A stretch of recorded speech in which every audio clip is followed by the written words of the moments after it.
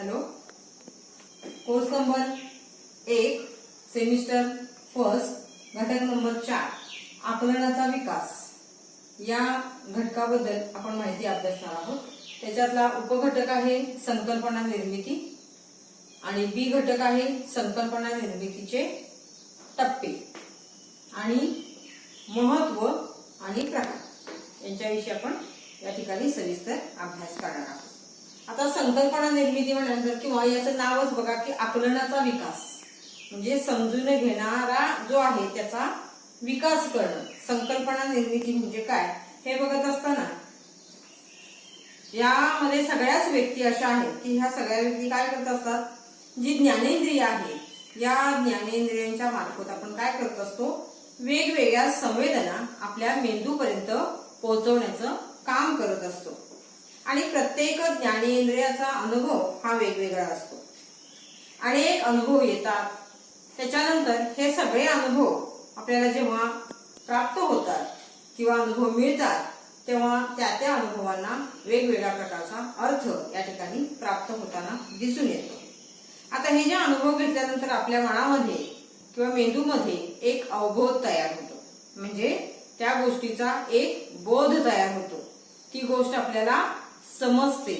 आणि मग अशा वेळेला बघा वेगवेगळी उदाहरणं बघितली की आपण छोट्या मुलांना बघा की जेव्हा एखादी गोष्ट दाखवतो मग त्याच्या ठिकाणी झाड असेल, एखादा प्राणी असेल, एखादा पक्षी असेल, एखादा वनस्पती असेल, एखादी वनस्पती दाखवत असताना किंवा वेगवेगळ्या प्रकारचे रंग दाखवत असताना आपण त्यांना सुरुवातीला काय करत असतो, एक पिवळ्या कलरचा रंग दाखवला की याला पिवळा कलर म्हणतात किंवा रंग म्हणतात, किंवा एखादी चिमणी आली किंवा कावळा आला तर तो प्राणी त्या ठिकाणी त्याला, तो पक्षी त्या ठिकाणी त्याला दाखवायचा, मांजर आलं तर त्या ठिकाणी त्याला तो प्राणी दाखवायचा। अशा पद्धतीने आपण काय करत असतो की वेगवेगळ्या गोष्टी आपण मुलांना काय करत असतो या ठिकाणी दाखवत असतो आणि त्याला काहीतरी विशेषण देतो आपण। आता मांजराला मांजर आला असं न म्हणता काय म्हणतो आपण, माऊ आलं किंवा काऊ आली, चिव आली, ह्या ज्या गोष्टी आहेत आणि ते त्याच्या डोक्यामध्ये त्या बसतात आणि ती पुन्हा एखादी तो पक्षी आला किंवा तो प्राणी आला की तो त्याला बरोबर कळतं की काऊ आहे, चिव आहे, काय आहे ते त्या ठिकाणी तो दाखवतो। म्हणजेच काय की त्याच्या अनुभवामध्ये ती भर पडते। आता ही भर पडत असते त्याला तो काय करतो बघा की त्याचं ज्ञान जे आहे त्याला जे मिळालेलं आहे तो त्या ठिकाणी घेतो आणि पुढच्या वेळेला तो सांगण्याचा प्रयत्न करत असतो। मग अशा वेळेला अनेक प्रकारचे पक्षी असतात, मग आता तो भेद तयार होतो। एखादा दुसरा पक्षी त्या ठिकाणी आला की ते वेगळ्यापणाने तिकडे बघतो, याला नेमकं काय म्हणायचं, आता आई त्याला त्या ठिकाणी पक्षी म्हणतीये किंवा एखादा प्राणी म्हणतीये। मग गाय असेल, कुत्रा असेल, शेळी असेल, हे जे सगळ्या गोष्टी आहेत त्या हळूहळू त्याला कुठेतरी अनुभव विश्व सुधारायला लागलं की त्याच्या समोर त्या येतात आणि अशा वेळेला कुठेतरी त्या गोष्टींमध्ये भेद आहे, पण म्हणत असताना आपण त्याला प्राणी हे एक समूह म्हणतो, पक्ष्यांचा समूह असेल हा वेगळा गट झाला किंवा वनस्पतींचा एक वेगळा गट झाला, म्हणजे झाडं वगैरे जी आहेत ती। आणि मग त्या ठिकाणी आपल्या लक्षात येतं की कुठेतरी समान गुणधर्म आहेत आणि हे समान गुणधर्म आपण काय करत असतो, लक्षात घेत असतो आणि त्या सगळ्या समान गुणधर्माचा एक सार या ठिकाणी आपण काढत असतो आणि मग लहान मुलांच्या मनामध्ये तो प्राणी किंवा तो पक्षी ही संकल्पना किंवा तो संबोध या ठिकाणी तयार होतो। आणि मग आता आपल्याला म्हणता येईल की विविध अनुभवांचं सार म्हणजे, आता तुमच्या लक्षात आलं असेल बघा की विविध अनुभवांचं काढलेलं सार म्हणजे संकल्पना। म्हणजे आता पहिल्यांदा तुम्हाला संकल्पना ही गोष्ट या ठिकाणी समजली। नवीन घटना, नवीन वस्तू, नवीन प्रसंग, नवीन नवीन गोष्टी यांच्याशी जसा त्या मुलाचा सहसंबंध येत जातो तशा त्या संकल्पना त्याच्या मनामध्ये वेगवेगळ्या पद्धतीनं विकसित होत जातात। संबोधाचं भाषिक ज्ञान उच्चारल्यावर मुलांच्या समोर कल्पनाबद्ध एक रचना तयार होते, एक स्ट्रक्चर त्याच्यामध्ये तयार होतं आणि पुढील प्रसंगाच्या म्हणजे पुढील जेव्हा प्रसंग तशा पद्धतीचा घडणार आहे त्यावेळेला त्या रचनेच्या आधारे अनुभवांचा अर्थ लावला जातो। मग हळूहळू त्याचं बाह्य जगाशी काय होतं, संपर्क वाढतो आणि मग अनुभवाचं विश्व त्याचं मात्र या ठिकाणी व्यापक व्हायला सुरुवात होते. सुरुवातीला त्याचे संबोध जे असतात ते ओबडधोबड असतात, म्हणजे कुठल्या प्राण्याला तो त्या ठिकाणी एकसारखंच काहीतरी उच्चारेल. पण जसं अनुभव या ठिकाणी वाढत जातील तशी त्या ठिकाणी त्याची प्रगती वाढत जाते. आता उदाहरणार्थ या ठिकाणी अजून आपल्याला म्हणता येईल की माणूस, जमीन, प्राणी, समुद्र, देश, चांगलं, वाईट, ह्या सगळ्या ज्या गोष्टी आहेत हे सगळे शब्द आहेत आणि या शब्दांच्या माध्यमातून आपण त्याच्याविषयीच्या असलेल्या आपल्या मनातल्या ज्या संकल्पना आहेत किंवा समाजाने त्या ठिकाणी ग्राह्य धरलेले आहेत, शिक्षणाने या ठिकाणी त्याला ग्राह्य धरले, ते विशिष्ट नावं दिलेली आहेत आणि त्या त्या गटामध्ये त्यांना संकल्पना असं म्हटलेलं आहे. आणि ह्या संकल्पना आपण काय करत असतो, व्यक्त करत असतो. आणि मग अशा वेळेला फक्त शब्द म्हणजे संकल्पना नव्हे, तर या ठिकाणी जो त्या शब्दावरून अर्थबोध तयार होतो त्या अर्थबोधाला किंवा त्या संबोधाला संकल्पना असे म्हणतात. मग आता तुम्ही वेगवेगळ्या, तर मी जसं पक्षी सांगितला तसं तुम्ही वेगवेगळी झाडं घ्या किंवा वेगवेगळं या ठिकाणी रंग घ्या, वेगवेगळे प्राणी घ्या, तुम्ही वेगवेगळी उदाहरणे याच्यामध्ये तुम्ही घेऊन ही संकल्पना जी आहे या ठिकाणी घेऊ शकता. आता आपण बघत आहोत संकल्पना निर्मिती, कॉन्सेप्ट फॉर्मेशन. नवीन वस्तू, घटना यांचा जसा जसा आपल्याला संबंध अधिक अधिक येत जातो तशा त्याविषयीच्या असलेल्या संकल्पना या अधिक विकसित होत असतात. लहान मुलांच्या मनामध्ये ज्या विचार प्रक्रियेला सुरुवात होते आणि ती झाली की मग त्यांच्या निरीक्षणातून, अनुभवातून, त्यांनी केलेल्या विचारातून त्या संकल्पना त्यांना या ठिकाणी तयार व्हायला लागतात आणि त्याच्यातून त्याचं काय होते, विश्व तयार होतो आणि त्यालाही समजू लागतं की या ठिकाणी कोणकोणत्या गोष्टींना कोणकोणती नावं दिलेली आहेत आणि कोणकोणता समूह आहे, कारण ते काढलेलं सार आहे. आता उदाहरणार्थ या ठिकाणी आपण म्हणू की झाड बघितलं याला झाड म्हणायचं आहे, ही संकल्पना आपण त्याला सांगितलेली आहे, तो संबोध त्याच्या मनामध्ये तयार झालेला आहे. पण काही झाडं भुटकी असतात, काही झाडांचे बघा पानांचे रंग वेगवेगळे असतात, मग याला झाडं म्हणायचं का? पण विशिष्ट रचना जी असते ह्या रचनेच्या समूहामध्ये किंवा विशिष्ट गुणधर्मामध्ये ती असतात, म्हणून त्या सगळ्यांना आपण झाडं ही एक संकल्पना देऊन टाकतो. तसंच प्राणी सुद्धा आहे, कावळा काळा आहे, त्या ठिकाणी बदक पांढरं असतं, पण ह्या ठिकाणी या सगळ्या गोष्टी कुठे ना कुठेतरी एकसारख्या आहेत, कुठं ते काढलेले सार आहे आणि या ठिकाणी त्या संकल्पना निश्चितपणानं तयार होतात. आता ही जेव्हा संकल्पना तयार होते त्यावेळेला त्या मुलांच्या मनामध्ये ते निरीक्षण केल्यानंतर एक साहचर्य निर्माण होतं आणि ते विशिष्ट साहचर्य साधर्म्य जमतंय का हे बघतं. आता गायी दिसतात, पण अनेक वेळेला एक गाय त्याला दाखवलेली असते, ती वेगळ्या रंगाची असते आणि समोरून दुसरीच येते, रचना तीच आहे, रंग नाही, ते थोडंसं काय होतं, गोंधळून जातं. पण त्याच्यानंतर त्याच्या मनामध्ये कुठंतरी निरीक्षण केलेलं असतं आणि ते साहचर्य त्या ठिकाणी मिळतं आणि मग कुठेतरी रंग, शिंग, उंची, हेवन या सगळ्या गोष्टींना ते काय करतं, एकत्रित घेतं आणि एक विशिष्ट गुणधर्म लक्षात घेऊन ही गाय आहे हे ते सांगतं. आता हे गुणधर्म लक्षात घेताना काय करतं बघा, 4 पाय, शेपटी किंवा त्याची ती रचना आहे शरीरयष्टीची, ती ह्या सगळ्यांच्या मध्ये त्याच्या मनामध्ये एक विशिष्ट अशी रचना या ठिकाणी तयार होते आणि संकल्पना निर्मिती या ठिकाणी त्याला करता येऊ शकते. पुढचा आहे संकल्पना निर्मितीचे टप्पे. आता कुठला बघा, पहिल्यांदा वस्तूचं प्रत्यक्ष ज्ञान. आता लहान मुलं आहेत, वस्तूचं प्रत्यक्ष ज्ञान त्याला देताना किंवा ज्ञान होताना त्याला आपण काय करतो, त्याचं छोट्या मुलांचं विश्व फार लहान असतं, एखादी गोष्ट त्यांच्या लक्षात आली की पुन्हा ते लगेच विसरून जातात आणि अशा वेळेला आपण काय करतो बघा की विविध रंगाची चित्र दाखवणं, वेगवेगळ्या प्राणी किंवा मोठ्या सगळ्या वस्तू त्यांच्या दृष्टिक्षेपामध्ये, त्या मेमरीमध्ये त्या जाणं गरजेचं असतं. म्हणून त्याला काय करतो आपण, पहिल्यांदा टप्पा येतो वस्तूचं प्रत्यक्ष ज्ञान. दुसरं आहे की गुणांचं विश्लेषण करायला लागतं. आता जसं मी म्हटलं तुम्हाला की तुम्ही गाय पांढरी दाखवली असेल, पण त्याच्यानंतर वेगवेगळ्या गायी जेव्हा त्याच्या समोर आल्या त्यावेळेला त्यानं काय केलं की काही गुणवैशिष्ट्ये ही वेगळी केली, त्याचं सार काढलं, विश्लेषण केलं आणि मग त्याचा तो संकल्पना निर्मितीमध्ये इथं गुणांचं विश्लेषण केलं. सामान्यीकरण करणं, एकसारखे जे गुण आहे, सिमिलर जे आहे, या गोष्टी त्याने बघितल्या आणि त्याचं सामान्यीकरण करायला शिकला. आता ह्या सगळ्याची देण घेऊन तू कुठं आलाय बघा, इथं मूर्त स्वरूपामध्ये तो ज्ञान घेत होता, प्रत्यक्ष वस्तूचं ज्ञान घेत होता.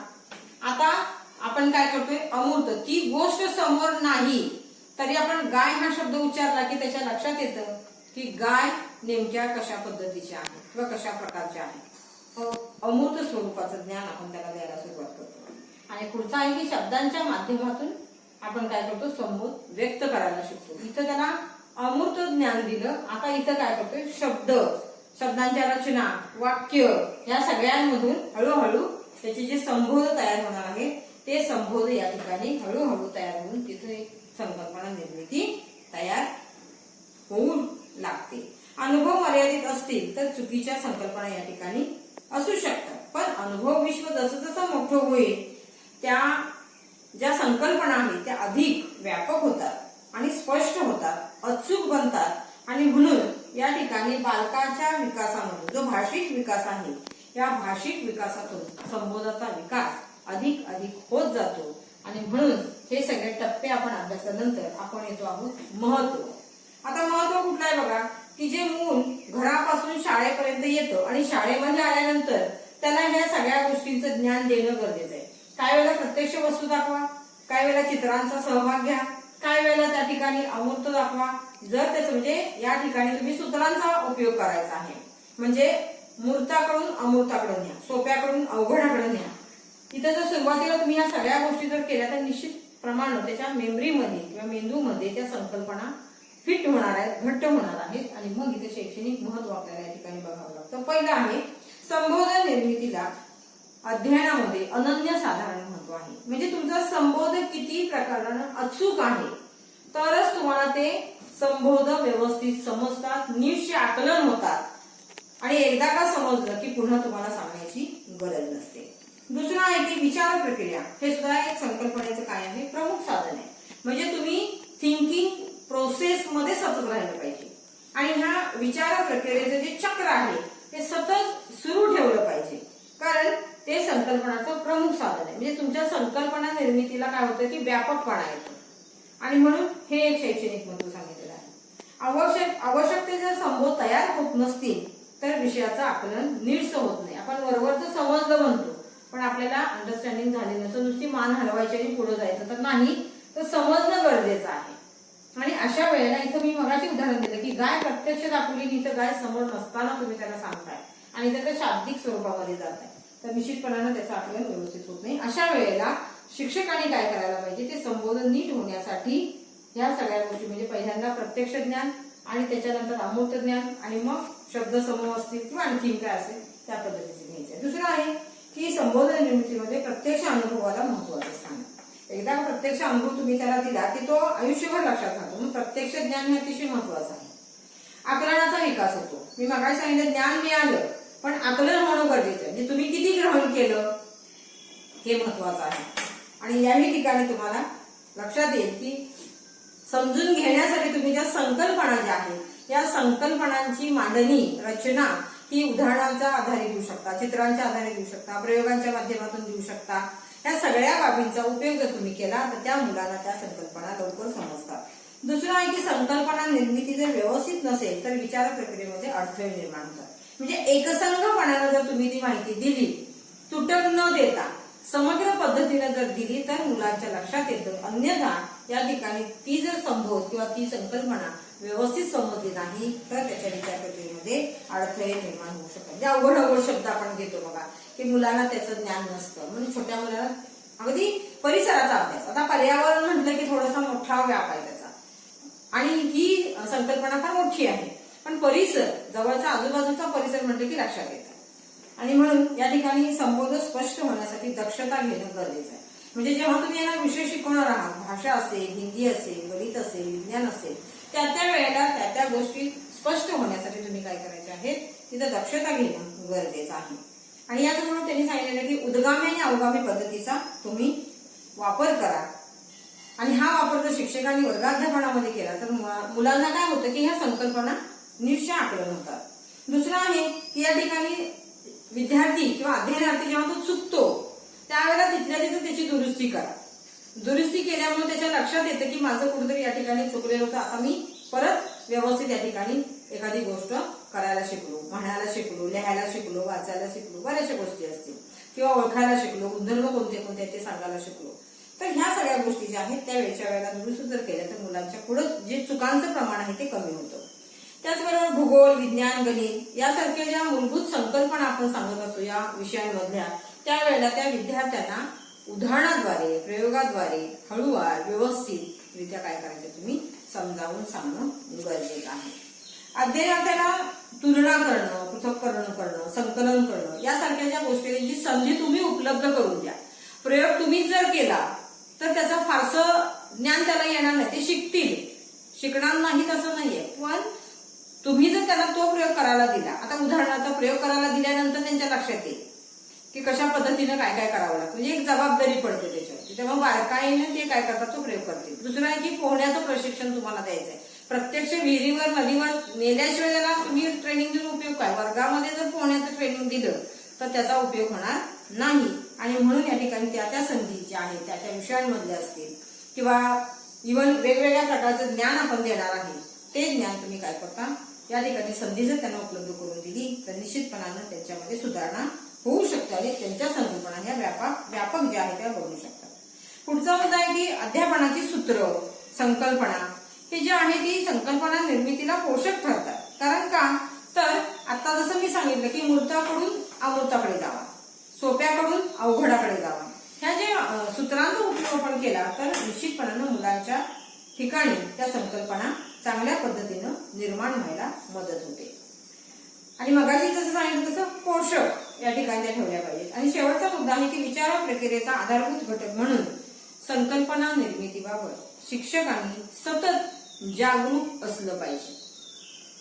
कोणत्याही विद्यार्थ्याला चुकीच्या संकल्पना, म्हणजे एखादी संकल्पना नाही समजू दे, पण चुकीची संकल्पना आपण द्यायची नाही किंवा त्याला त्याच्या मनामध्ये तो आकलन करणार आहे हे होऊ द्यायचं नाही. आणि म्हणून या ठिकाणी आपण काय करायचं आहे, जागरूक राहायचं आहे. हे आपण बघितलं शैक्षणिक महत्व. आणि आता बघतो आहोत प्रकार एकूण 6 आहेत. पहिला आहे व्यक्तिविशिष्ट संबोध. आता हा व्यक्तिविशिष्ट संबोध म्हणजे की लक्षात येते की जो व्यक्तीशी निगडीत आहे असा संबोध तयार होईल. मग आता व्यक्ती यांचा समूह वेगळा असतो. आता याच्यामध्ये काय येईल बघा, आई, वडील, पालक, शिक्षक, आपल्यासारखे सगळे दिसणारे जे जे कोणी असतील व्यक्ती म्हणतो आपण त्यांना, त्या सगळ्यांचा समावेश याच्यामध्ये होतो की यांना व्यक्ती संबोधायचं. हा पहिला प्रकार आहे. वर्ग विशिष्ट संबोध प्रकार, याच्यामध्ये मनुष्य, प्राणी, पक्षी हे जे सगळे आहेत त्या वर्गामध्ये जातात, त्याच्यामुळे वर्ग विशिष्ट संबोध असं म्हटलेलं आहे. तिसरा आहे गुणधर्म. आता जसं मगाशी मी म्हटलं की एखादा समुच्चय गुणधर्म आहे की पक्षी म्हटलं की काळा, पांढरा, वेगवेगळ्या रंगाच्या सगळा, करडा, भरपूर असं त्याच्यामध्ये गुणधर्म एकसारखे आहेत. त्यांचा संबंध म्हणजे काय, तर या ठिकाणी शूर. आता शूर असणारा त्याची सगळी गुणधर्म काय आहेत बघा, प्रेमळ असणाऱ्याची सगळे गुणधर्म काय आहेत बघा, म्हणजे कोणत्या कोणत्या गोष्टी त्याच्यामध्ये आहेत म्हणून आपण त्यांना प्रेमळ म्हणतो.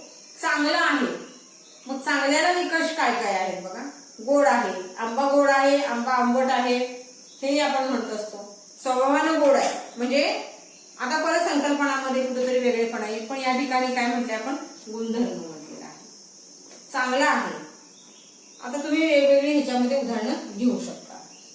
आता संबंध विशिष्ट संबोध म्हणजे काय, लहान, मोठा, छोटा, सूक्ष्म, बारीक, दूर, जवळ, अतिदूर, हे जे सगळे आहे ते एकमेकांशी संबंध जोडणारे आहेत. आणि पाचवा आहे संख्या विशिष्ट संबोध म्हणजे 4, 10, 2, 5, 9, 11, 100, 1000, लाख जे काय असेल ते, ह्याच्यामध्ये तुम्ही संख्या विशिष्ट संबोध जे एकत्रित म्हणतो आपण. काल विशिष्ट संबोध, उदाहरणार्थ काल म्हणजे काय, आज, उद्या, परवा, तेरवा, एका महिन्यानी, एका वर्षानी, 1000 वर्षांनी, 1000 पूर्वी, युग, ह्या सगळ्या ज्या संकल्पना आहेत त्या इथं काल विशिष्ट संबोधामध्ये येतात. आता तुम्हाला या ठिकाणी आकलनाचा विषय बघत असताना आपण संकल्पना निर्मितीचा अर्थ, संकल्पना निर्मिती बघितली, संकल्पना निर्मितीचे टप्पे, वस्तूचं प्रत्यक्ष ज्ञान, गुणांचं विश्लेषण, सामान्यीकरण, अमूर्त स्वरूप, शब्दाच्या माध्यमातून संबोध व्यक्त करणं, शैक्षणिक महत्वाचे प्रकार आपण वेगवेगळे बघितले मुद्दे, प्रकार त्याच्यामध्ये 6 बघितलेले आहेत. पण व्यक्तिविशिष्ट, वर्ग विशिष्ट, गुणधर्म विशिष्ट, संबंध विशिष्ट, संख्या विशिष्ट आणि काल विशिष्ट संबंध या संदर्भामध्ये आपण ए आणि बी या दोन्हीही घटकांचा अभ्यास या ठिकाणी सविस्तररित्या केलेला आहे. धन्यवाद.